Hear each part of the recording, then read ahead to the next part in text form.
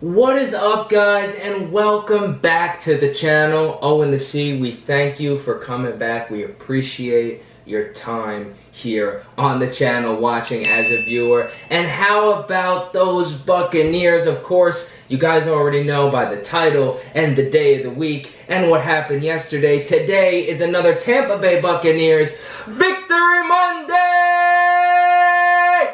Yesterday, of course, the Tampa Bay Buccaneers traveled all the way up to Georgia to take on the Atlanta Falcons, and what a game it was. Game of the year?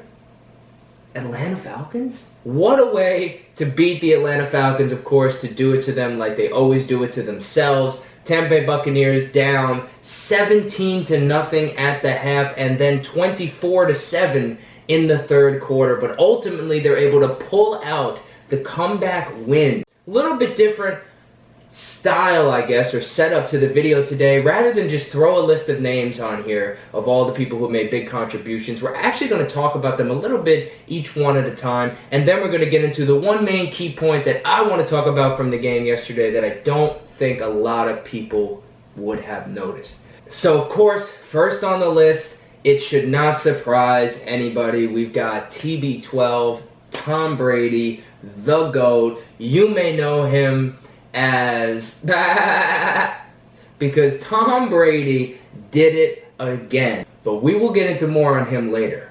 Number 2 on the list is going to be Leonard Fournette. Now, I have down not just the stats, and that's because we could all look at the stats and see he had 2 touchdowns, which is wonderful. Good job, Leonard. Couple of nice carries with the ball in his hands, did some nice things. But one of the main key impacts of Leonard Fournette in this game was pass protection. And they actually did point it out a little bit on the broadcast to give him some credit, which was good to see. But you saw a couple times in the hole, he was smacking guys. It's an underrated impact for a running back, but it is a crucial element to the passing game, especially when you have a pocket passing quarterback like Tom Brady. Number 3 on the list is going to be Devin White. Devin White, I mean, what else is there to say? It almost seems too obvious to state, but how about Devin White at the end of this game? His final stat line for the game, impressive. 12 total tackles, 3 sacks, 2 pass deflections, and multiple TFLs. What a stat line for Devin White. And the stats don't even do it justice because the situation in which he got those sacks, 3 sacks to end the Falcons' last 3 drives of the game, all on third down. That is as clutch a performance as an individual player from the linebacker position could seemingly have. Devin White really stepped up when the Buccaneers needed him to step up. Those sacks were on third down to get the Falcons off the field in the fourth quarter. Devin White stepped up and played insanely clutch for the Buccaneers. Came up huge when we needed him to. And he even talked about it in the post-game. He said, when he was asked about those sacks, he just said he felt like he had to take over the game and he had to do something to take it over. Now, it's easy to say that after you just dominated and took over. But how awesome is that? From a second-year player, the potential future building block of our defense for years to come. He just said, I got to take over this game. I've got to do something spectacular, and he did it 3 times in a row. Just a great performance by Devin White. That, of course, is going to bring us to number 4, and number 4 is going to be Cameron Brate. Now, if you guys watch the games with me or you talk to me about Bucs football, then you know I am a huge advocate of Cameron Brate. I beg of the Tampa Bay Buccaneers to give him more playing time. Cam Brate proved once again all he does is catch the football. You got to get him out there more. You got to get him more opportunities. For the last 2 years in the Bruce Arians offense, of course, we know by now they do not favor the usage of tight ends by any means, let alone multiple tight ends. And I'm not saying you should get more or less targets than Gronk. Doesn't matter. The man just needs targets. Cameron Brate is a proven playmaker for the Tampa Bay Buccaneers, and he showed it again yesterday. In fact, one of the only players who was actually performing well in the first half of the game is Cameron Brate. 5th on the list, of course, you know him, you love him. I got his little figurine right here, Mike Evans, it was so good to see Mike Evans finally get back in the mix again. Guys, it's been the longest, it feels like, since Mike Evans has had a huge game. But Mike Evans able to go over 100 yards, which is just, it feels good seeing Mike Evans go over 100 yards against the Falcons. It's a thing of beauty. He was involved really all over the field. They made a concerted effort to get him the ball, and you see the results. If you throw Mike Evans the ball more, he makes more plays. It's almost like it's rudimentary.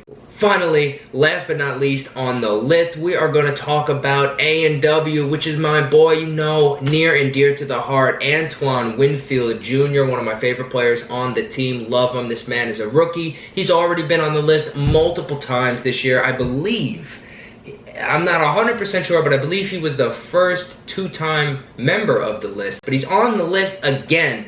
Antoine Winfield Jr. saving that touchdown when it was going to the back corner to Calvin Ridley. That looked wide open, made me very, very worried when the ball was in the air. I couldn't believe he covered enough ground to get there and laid out for it. It was fantastic. Just the level of effort in there. Antoine Winfield Jr. is not a big guy, so he had to use every inch of his wingspan and his frame to get to that ball, and he got there and made the play. That was fun to watch. I love seeing that. That's great range by Winfield. That was awesome. Great play by Antoine Winfield Jr., and it's actually going to seamlessly transition us into what I want to discuss mainly today in the key portion of this video. And that is actually going to be the defensive backs, mainly the cornerbacks, and more specifically, how Carlton Davis, Jamel Dean, and Sean Murphy-Bunting are affected by Ross Cockrell. Before we get started, I do want to say this is the second week in a row I am giving Ross Cockrell a shout out, but I promise it's warranted. If you guys saw last week's video, it was a special Victory Monday, and we did shout out Ross Cockrell in there, so this is the second straight week Ross Cockrell is getting some recognition on O and the C, but there's a reason for it. I think a lot of the time we forget how young the Tampa Bay Buccaneers are. And sometimes you really do need veterans who might be a little bit less talented, but you need them to be a part of the young team to help all the young guys out. We have almost no veterans on the defense. Discounting our front seven, there's essentially no one. And if you think about the people who are consistently in coverage for the Tampa Bay Buccaneers, it's really only Levante David who's been there and done that before. Other than Levante, you're really talking about a whole bunch of young guys who have a lot of talent, but not a lot of experience. This is why having a guy like Ross Cockrell is actually more important to the Tampa Bay Buccaneers defense than having Jamel Dean, Carlton Davis, and Sean Murphy-Bunting all on the field at the same time. Now, I don't want to be confusing. I'm saying for sure the three best cornerbacks on the Tampa Bay Buccaneers are Carlton Davis, Sean Murphy-Bunting, and Jamel Dean. Those are the top three corners in terms of skill set, talent, who should be on the field. Like, those three guys deserve playing time. They're the best corners on the Tampa Bay Buccaneers. For sure. For sure. However, all three of those guys are young guys, and having that veteran presence inside at the nickel cornerback spot is actually way more crucial for the Buccaneers defense as a whole than having the three best individual players on the field. As weird as that sounds, and I realize, trust me, that does sound odd, but the real reason is because Jamel Dean and Carlton Davis, love them. Big Jamel Dean guy, big Carlton Davis guy. Love them. They are outside corners, which means they're not going to be able to come inside and play slot nickel corner. That's not their... You know, they might be able to do it here and there, but that is not what they're comfortable with. That's not what they're good at. They're outside the number corner. And there's nothing wrong with that. However, you do also need corners that can play inside the numbers and play in the slot and cover those slot receivers. That's a crucial role in today's NFL for a defense. You have to have a guy who can do that and take those guys on one-on-one. The problem that the Buccaneers run into is Sean Murphy-Bunting is also by trade an outside the numbers corner. Now, he's versatile, and he's more versatile than Jamel Dean or Carlton Davis from the standpoint that, yes, he can kick inside and he can play the slot. Now, while that's great, and he's been playing the slot most of this year, he's actually a better player outside the numbers. So you're really doing a disservice to him because you're not putting him in the best position to succeed. You're actually putting him in that position because other players are more limited than he is. Our pass defense was better last week without Jamel Dean, right? Jamel Dean missed the game, and it's not that Jamel Dean is a bad player, but the difference is it brought Ross Cockrell in the game, and it left Sean Murphy-Bunting out wide the entire game. And the Vikings have a phenomenal receiving core. This week, you see in the first half, tragedy. It was an absolute nightmare. The Tampa Bay Buccaneers defense and really the entire Tampa Bay Buccaneers team looked terrible. What happened though in the second half? And it was because of actually an injury, right? Carlton Davis never came really back out of the locker room in the third quarter. That left again Sean Murphy-Bunting out wide. And Ross Cockrell came in and manned the slot. And as a result, what happened in that second half? It was lockdown. Tampa Bay Buccaneers let up one touchdown drive in the second half, 10 total points, and they really just put the Falcons on lock. They played the way they should have played the whole game. Even though Ross Cockrell is not as good a player, individually he's not as talented and he's just not as good a cornerback. He is more suited to be a nickel cornerback than any of our lead guys. They're all big, tall, outside the numbers players. So not having to put them out of position helps the defense as a whole more than having the best three individual athletes out there at the cornerback position. So that's the one thing that I kind of wanted to hone in on. Ross Cockrell has played well when he's had to come in, so it's really been great to have that kind of depth, right? That's our fourth string corner, and he's done a good job for us now in multiple games. But I think overall the Buccaneers defense has to decide moving forward what kind of lineup do they want to deploy, because they have options available to them, and I think that the unorthodox option might actually be the best option, where you don't play your top three corners all the time. You play a guy who's less talented just because he's a veteran with experience who can help other guys out and just knows how to play football. We'll see going forward. That was the little thing that I wanted to talk about. Now, we are going to get into a big thing. It's going to be the last thing that I want to talk about in this video, but I just feel like it has to be talked about, so I am going to talk about it. I said we would get to him later.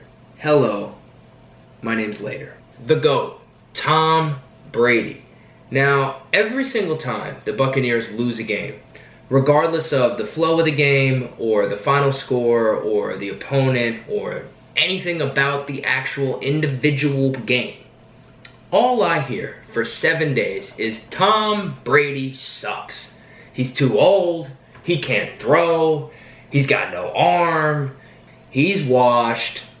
To the people who really watch the games and don't just let the media dictate the narrative that you believe, it's very clear that Tom Brady still has plenty of juice left in his arm, in his mind, in whatever you want to think or see or hope that he's got juice left in. Tom Brady is fine.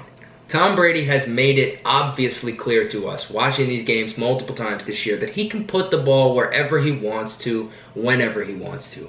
He has no issues with arm strength. He is not struggling at all. For those of you who feel like Tom Brady hasn't been what you expected, please take a moment when you've got some free time and Google his stats.